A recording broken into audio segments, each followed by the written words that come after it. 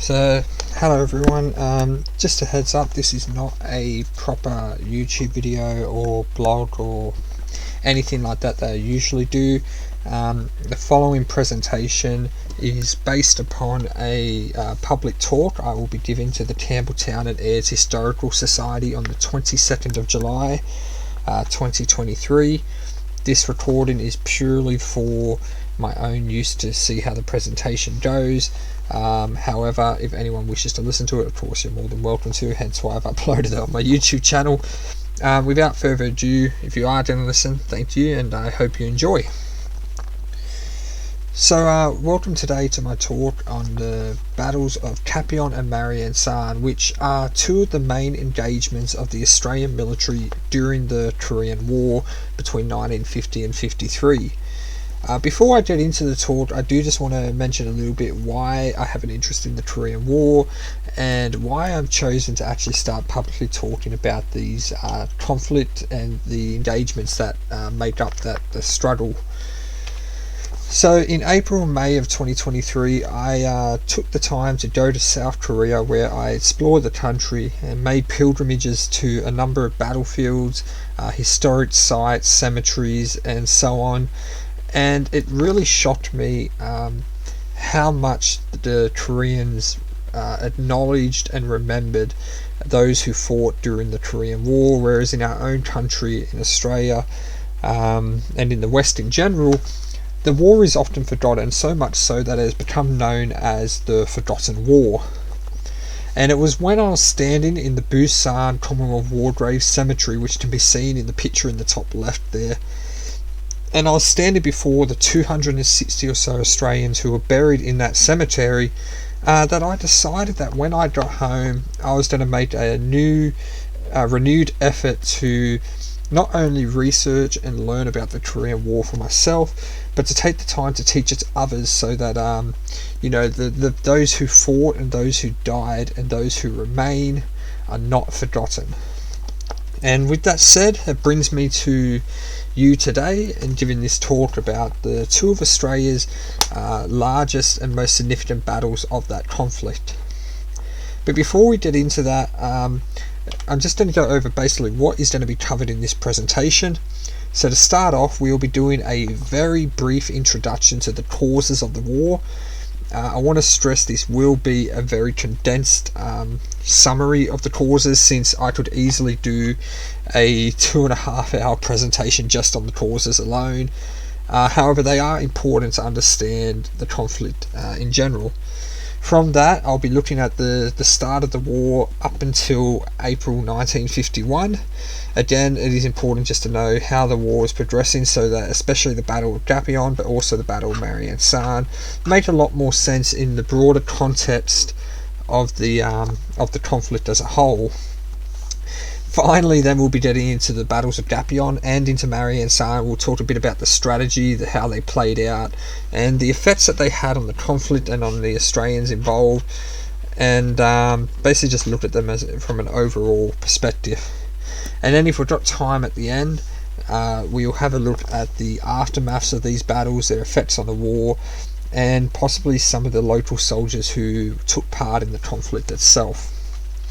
So to start things off, we need to look at the causes of the war, and in the easiest way possible, the main cause of the war was Japan. In 1910, Imperial Japan annexed the peninsula of the Kingdom of Korea and took over control of the country.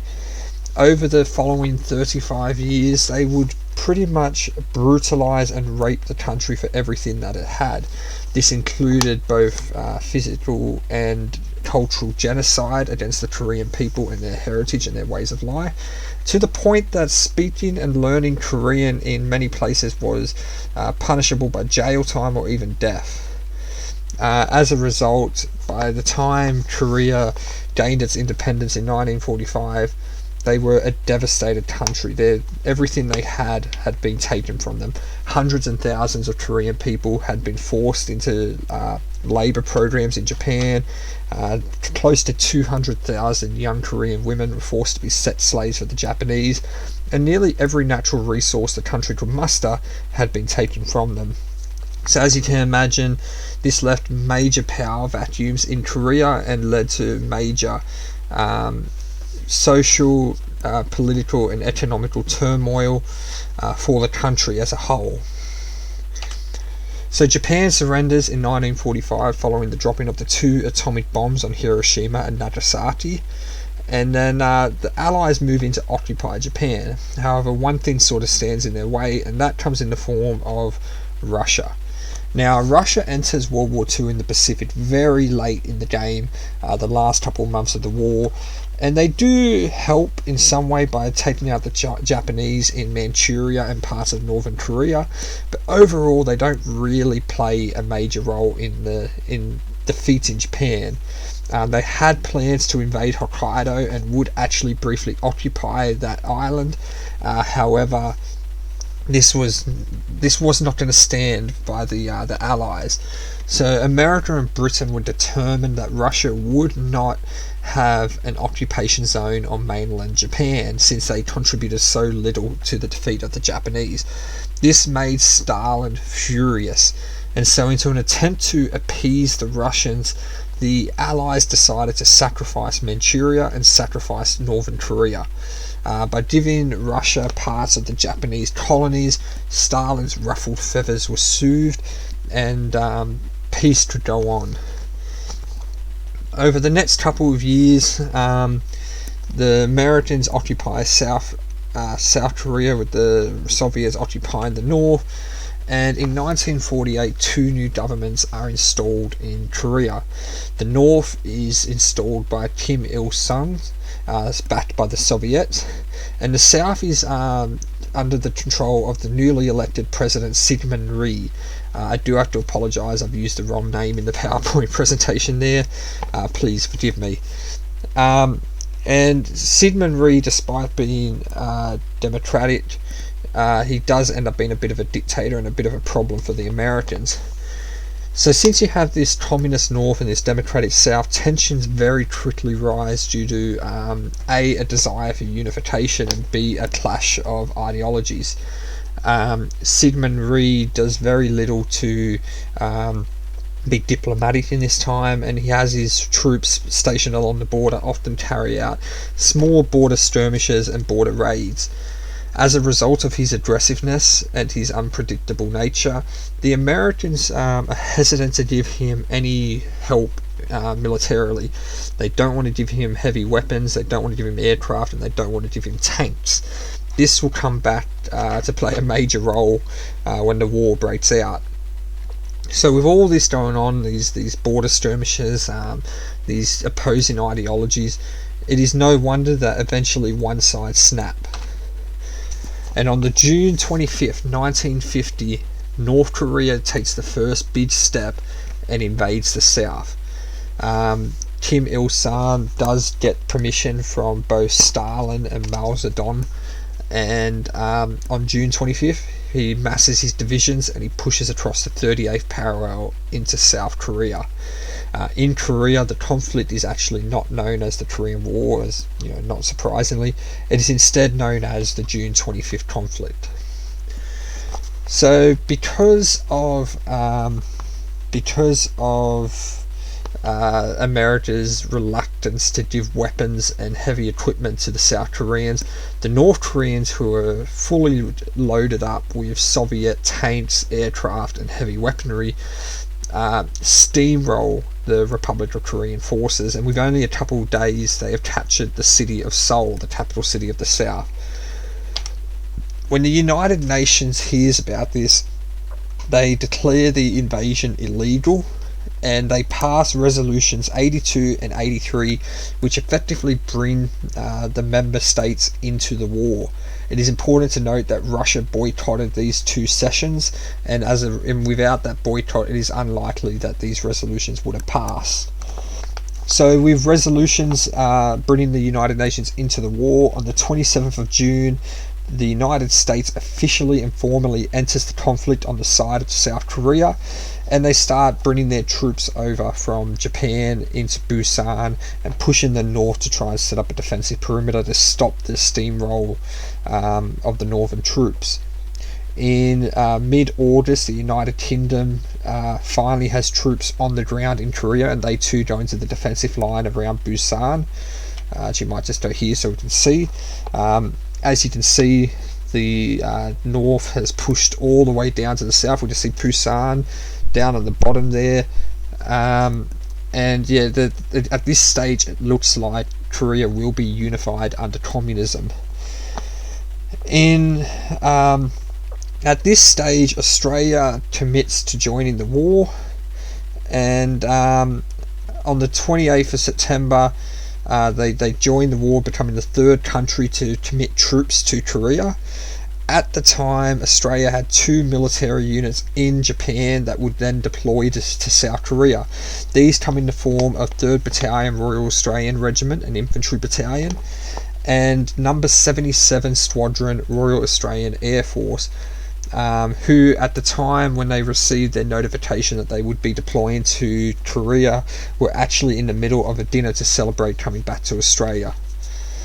So these 2 units, which made up part of the British and Commonwealth Occupation Force of Japan, now make up K-Force and are sent to Busan. The 3 RAR, upon arriving, are immediately put into the action, joining the British Commonwealth Brigades.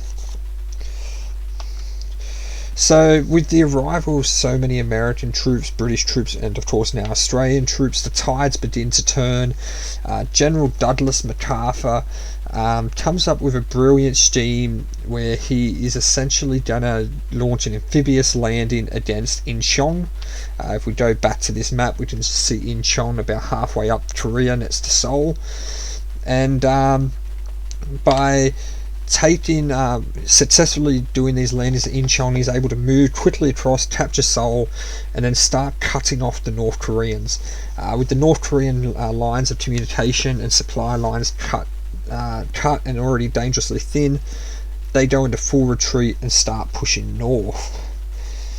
So now the tides turn, and the United Nations forces push up to the 38th parallel, at which point an emboldened MacArthur says, why stop there, and with Truman's support continues to go north. They push all the way to the Yalu River on the border with China, and at this point it looks almost certain that Korea will be unified as a democratic nation. And that is when China enters the war. So on the 19th of October, and actually the weeks leading up to the 19th of October, China secretly starts moving divisions, tens and thousands, if not hundreds of thousands of troops from China into North Korea. They move only at night, and they move into the mountains where the United Nations forces can't see them. And there is some hints that troops from China are engaging in the war, but at this stage it's nothing too out of the ordinary. And that is until the 19th of October, when China launches their massive attacks. And following their first 3 major offensives in the north, they quickly push the United Nations forces all the way back down to the 38th parallel. This follows the disastrous Battle of Chosin Reservoir, where the 1st Marine Division, 7th Infantry managed to hold off and successfully withdraw from the north. But more or less it puts us back where we started. Both sides are stalemated on the 38th parallel, and things aren't looking too good for either side. China, yes, they've won this massive victory, but they have suffered tremendous casualties in the process, and the United Nations forces are obviously looking a bit humiliated at this point and not really sure what to do. So this brings us to our first engagement, the Battle of Gapyong, or Gapyong as we know it in Australia and Canada. So basically at this stage we have the Chinese throughout the winter building up their strength, and they're looking for a chance to break out south and continue pushing the United Nations off the peninsula. In mid-April, following a UN counter-offensive which doesn't do a lot, China gets the nerve and they finally commit to the battle. At this point, Australians are in the 27th Commonwealth Brigade. They're in central Korea, just a little bit south of the 38th parallel. and let's just say shit's about to hit the fan. On the 22nd of April, this offensive, which is known as the 5th Chinese Offensive, or the Spring Offensive, commences with some 700,000 Chinese and North Korean troops swarming across the 38th parallel, mostly focused on hitting Seoul. Initially, they see quite a bit of success. As you can see, the top blue line there representing where the lines were, and then the dotted one in the middle representing where they'll push back to. The South Korean forces don't put up a lot of a fight. A lot of them retreat, and the Americans are overwhelmed and forced back. But they do hold and they do defend Seoul. Desperate to get around this stalemate, the Chinese send one of their main armies off to the side to try and flank, the 40th People's Volunteer Army off to the side to try and flank around the south through the Gapyong Valley and hit Seoul from the side, thus flanking and destroying the American forces in their way. This move commences on the 22nd, on the evening of the 22nd, 23rd, and initially they hit the 1st United States Marine Division, and as well as a Republic of Korean division, and managed to push them off and sweep them to the side. At this stage, the 118th Division of the People Volunteer Army of China is spearheading their way through the Gapyong Valley, and there is no one to stop them. No one, that is, except for 27 Commonwealth Brigade. So, during the day of the 23rd of April, 27th Commonwealth Brigade move in just about 10 kilometers north of the city of Gapyong, as we can see by this map. They consist of 3rd Battalion Royal Australian Regiment defending the right flank, the north right flank there, which is the head of the valley. 2nd Battalion Princess Patricia's Canadian Light Infantry defending the north left flank. 1st Middlesex Regiment of the British Army in the rear, and then the 16th Field Battery Royal New Zealand Artillery, who at this stage are still coming up. They have not arrived yet. All in all, we're looking at about 2,000 Commonwealth soldiers engaged in the battle against an estimated 15 to 20,000 Chinese soldiers. Not the best odds for the Commonwealth Brigade. So as the sun sets on the 23rd and swarms of Korean soldiers start flooding down the Gapyong Valley and through the Australian lines, at first the Australians let them through. However, it becomes apparent that there are Chinese soldiers intermingled with the retreating Koreans, and with the help of Korean interpreters embedded in 3rd Battalion Royal Australian Regiment, they start identifying the Chinese and picking them off. As the night sets, and as the same would go in Korea, the day belonged to the United Nations, but the night belonged to the Chinese. Swarms of Chinese soldiers start hitting 3rd Battalion Royal Australian Regiment.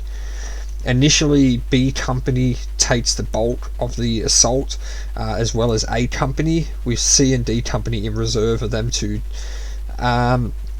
The fighting is quite intense, especially for B Company, which is up on a ridge just off to the side of the main road coming towards Gapyong, and without support from the New Zealand artillery, they're in a tough spot.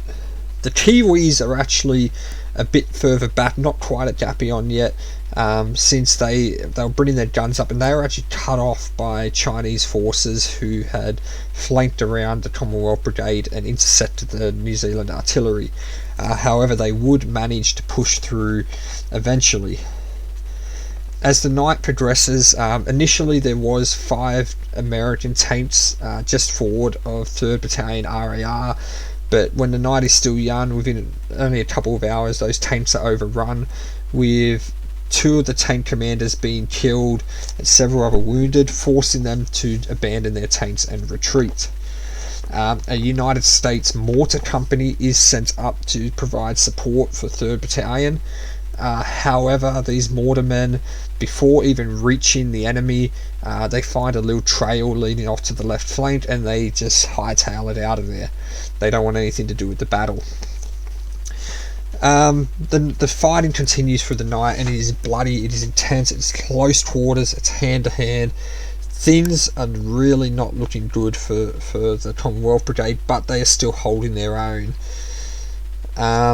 At around 4 o'clock in the morning, Colonel Ferguson of the Australians requests reinforcements from Brigadier Burt of the overall command of the brigade, and Burt agrees to send one company from the Middlesex Regiment up to reinforce 3rd Battalion. However, after meeting light resistance, the British company panics and they take the same route off to the left that the Americans did, and are not seen until after the battle. The Ferguson then, under mounting pressure from the enemy, decides to withdraw the battalion headquarters back into the Middlesex Regiment's lines. This isn't necessarily a bad idea given the situation. However, he does fail to inform any members of his company of his decision, and this leads to a lot of confusion. In fact, when the morning rolls around, the captain in charge of the headquarters guard actually does not know where Ferguson is and thinks he's been captured. As a result, Major Bernard O'Dowd of A Company assumes command of the battalion, assuming the worst, and starts to organise a different defence against the Chinese, rotating C and D Company with A Company to put some fresh troops on the front line. At this point, B Company is starting to struggle on their small little knoll, and the fighting has lasted for several hours as hand-to-hand combat and also with grenades and bayonets. At this point, roughly, C Company does move forward a bit under the command of Captain Reg Saunders, Australia's first Indigenous officer, and manages to provide some relief to B Company. However, it's not really enough. Just as the sun is rising, O'Dowd finally decides to try and reach the Americans to request relief. And when his radio operator makes contact with the commanding general of the 1st Marine Division, the general responds that this can't possibly be 3rd Battalion Royal Australian Regiment, since the Commonwealth Brigade was totally annihilated by the Chinese the night before. At this point, hearing this response from the American general, O'Dowd snatches the radio from his operator and screams at the American general, "I've got news for you. We are still here, and we're staying here." Hence the name of the talk. At which point he puts the radio down and informs his men that that they're on their own and it's up to them to hold. At this time too, the New Zealand artillery finally reaches a position that they can provide support, and with the sun coming up, they are able to accurately provide artillery bombardments onto the enemy positions, killing scores of Chinese. Unfortunately, despite O'Dowd's bold statement that they would stay there, the pressure does mount and they are unable to hold their position. And so in the early morning hours, he does order a general withdrawal of 3rd Battalion back to the 1st Middlesex lines in hopes of remounting a new defensive position. When they reach the lines, however, General Burt does realise how crucial specifically B Company's positions were in the defence, and orders that those be retaken. So at 10:30, B and C Company do start an assault against their entrenched positions on the small ridge. However, the Chinese have moved in at this point, and by 12:30 they realise that it's not going to be practicable, and the assault is called off. Meanwhile, the Canadians managed to hold their position through the night, facing still an intense resistance, however not quite as much as the Australians. However, as the second night rolled over with the Australians now in reserve and with the Middlesex Regiment, the Canadians did take the brunt of the assault on that second night on the 24th to 25th of April, yet held their ground, and when the sun rose on Anzac Day in 1951, the Commonwealth Brigade still held Gapyong Valley. The Chinese, realizing that they weren't going to make it through, at this point withdrew to try and find another route, which they never did. So just quickly before I get into the aftermath of the battle, these are some photos that I took myself back in early May at the Battle of Gapyong, about 2 weeks after when the battle would have taken place. So this is the river that the Chinese would have had to cross to get into where the Australians were.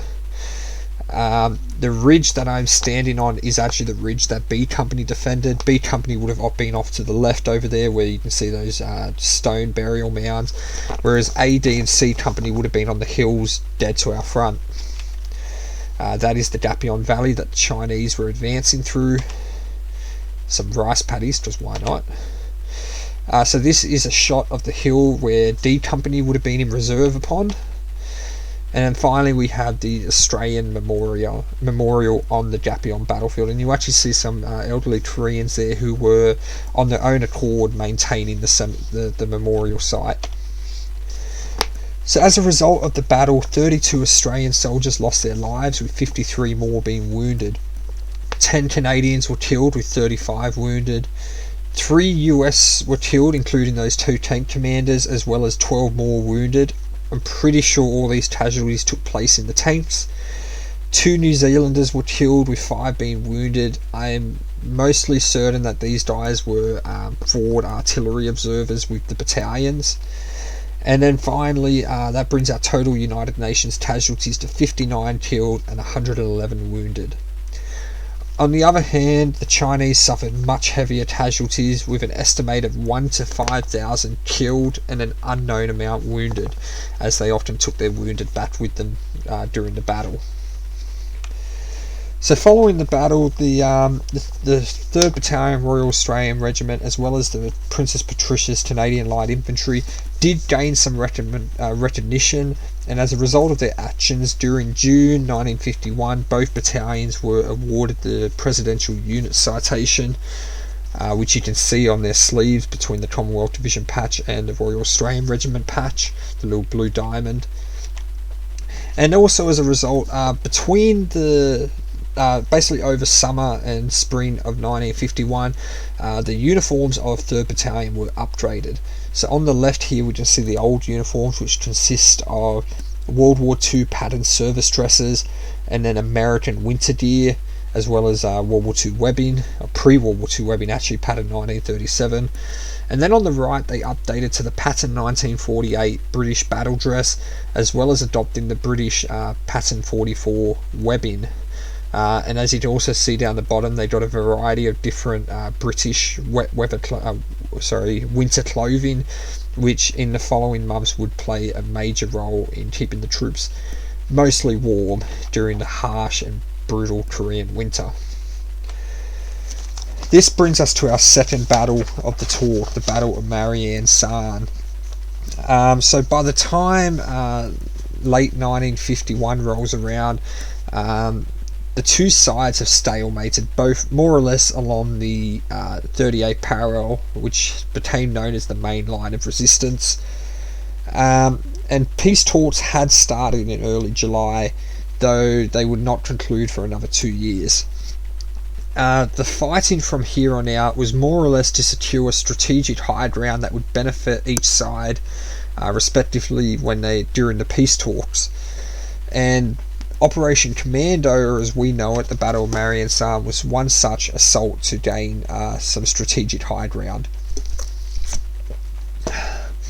So Operation Commando consisted of 3 phases to be carried out by United Nations forces: Americans, British, Canadians and Australians. Phase 1, as you can see up here, was to capture Hill 355. Phase 2, Hill 220, and Phase 3, Hill 317. Now, to those uninitiated with the Korean War, these naming systems of the hills can be extremely confusing. One common thing that all veterans say is that by this stage they were just taking hills, and I'll be damned if all hills in Korea didn't look the same. And so we're quite fortunate in this battle that two of the main hills did have distinct names, so from now on I will be referring to Hill 355 as Little Gibraltar. There we are, a big hill in the background. And then Hill 317 as Maryang-San. The rest of the hills I will be using the number name, however it is not important to really know which one's which, as it doesn't really play a major role in the outcome of the battle. So, on the 3rd of October, British forces commenced phase 1 of the operation, trying to capture Little Gibraltar, Hill 355, as you can see down the bottom there, Maryang-San. With A, B and C Company of 3 RAR in support of the British attack. They were capturing minor objectives such as machine gun posts and forward outpost positions that were the Chinese occupied. The British did fail to capture Maryang-San on the first day, as phase 1 required, and as a result the fighting continued through the night and into the second day on the 4th of October. Phase 2 of the battle was carried out by C Company of 3 RAR, when Major Jack Dirt on his own initiative led the attack against Hill 220. At the time, C Company was halfway up Maryang-San, and Dirt saw an opportunity to launch an assault against 220, which he successfully did, and then he turned that assault and helped the British take Maryang-San by attacking the Chinese to the rear. Thanks to his efforts, as well as the continued efforts of the 2 British regiments engaged, Little Gibraltar did fall to the Commonwealth troops on the 4th of October. As a result, though, 11 Australians were wounded in the 2 attacks, one of them later dying of his wounds, but Major Jack Dirt was awarded the Distinguished Service Order for his initiative and command of his troops. This led us to phase 3 of the battle, the actual capturing of Maryang-San, which was designed to prevent the Chinese from easily recapturing Little Gibraltar later on. B Company moved along the ridges here, as you can see, off to the right. They've moved up along the ridges. It took them about 2.5 kilometers to reach the base of Maryang-San, and when they did, they realized that they were in a bit of a tough spot, that since the Chinese had heavily reinforced their positions given the loss of Little Gibraltar. The commander of 3 RAR devised a brilliant little plan, since they were heavily outnumbered. A Company would launch a frontal assault against the main Chinese lines as a diversionary attack in hopes of luring Chinese troops from the flanks into the centre, while B, C and D Company all flanked around the right and hit the Chinese from their left flank, pushing along the ridge line of Maryang-San and clearing the enemy trenches. In the early morning hours of the 5th of October, B and D Company moved off to the flank, while A Company moved down into the valley just in front of Maryang-San. The 1st Royal Newfoundland Fusiliers of the British Army at this time also assaulted Hill 217, as you can see off to the left, and in doing so relieved pressure from the attack on the Chinese left flank. In mid-morning, the A Company launched their assault, and the plan worked brilliantly. The Chinese brought troops from the left all the way to the centre and off to the right in attempts to halt the major attack against their front, and D and B Company were able to successfully storm their left flank, capture the trench, and with C Company coming up from reserve, the 3 Australian units pushed along the top of Maryang-San and captured all the Chinese positions. At this time, it is worth mentioning that approximately 1,200 Chinese soldiers occupied Maryang-San, whereas the Australians only had about 350 men at their disposal. In general military history, it is usually advised that the attacker of a fortified position outnumbered the defender 3-1. Those odds were reversed in this account, and yet the Australians still managed to clear Maryang-San, suffering minimal casualties.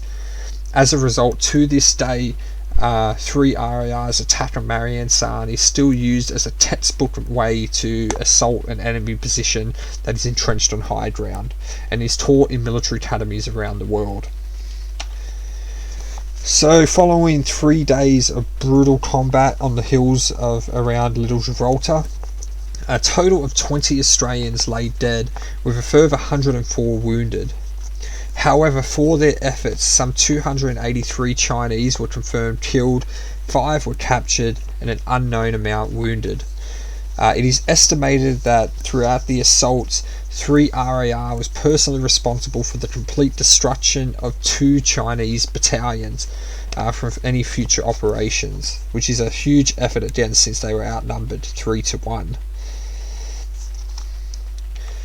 So following Maryang-San, the war continued more or less, like I said, in a stalemate, with sort of divulging down into proto-World War One warfare.